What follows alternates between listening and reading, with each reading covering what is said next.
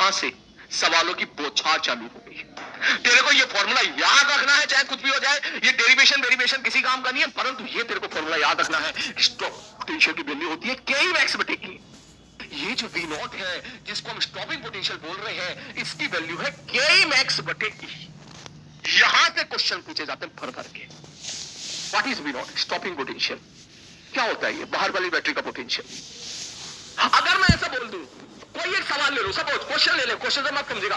बोले सर मान लो मैं ये बोलूं कि सर लैम्डा बराबर 310 नैनोमीटर के फोटोन हमने गिराए, पर फंक्शन थोड़ी देर के लिए मान ले 1.5 है, 1.5 ईबी है। मैंने कहा ठीक है, इसका मतलब एक फोटोन की एनर्जी कितनी हो जाएगी? 1240 बटे 310 बराबर 4 ईबी। बर फंक्शन कितना है? मैंने कहा भैया बर फंक्शन कितना है? मैंने कहा 1.5 ईबी। तो के मैक्स कितना हो जाएगा? बोले सर के मैक्स हो जाएगा 2.5 ईबी। दोनों घटा देगा 2.5 ईबी आ जाएगा। तो अब तक तो हम के मैक्स पूछ रहे थे। जहां जहां के मैक्स पूछा गया है, चाहे वो सवाल हो, चाहे वो न्यूमेरिकल हो, चाहे वो ग्राफ हो, वहां वहां ये रिलेशन बी नोट को घुसेड़ देगा। कह ले बी नोट निकाल के दिखा। तो मैं क्यों टेंशन हूं? मैं के मैक्स निकाल लूंगा। और के मैक्स बराबर क्या लिखेंगे? बोले सर के मैक्स बराबर क्या है? बोले सर इसको उधर लेके चले आओ, ई इंटू वी नॉट। यहां से के मैक्स क्या निकल के आ रहा है? इस रिलेशन से e into V naught is stopping potential.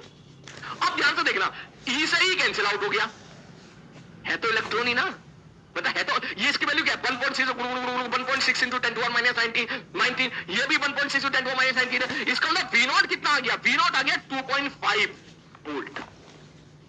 इसका मतलब 2.5 वोल्ट की बैटरी अगर आप लगाओगे तो करंट स्टॉप हो सकता है।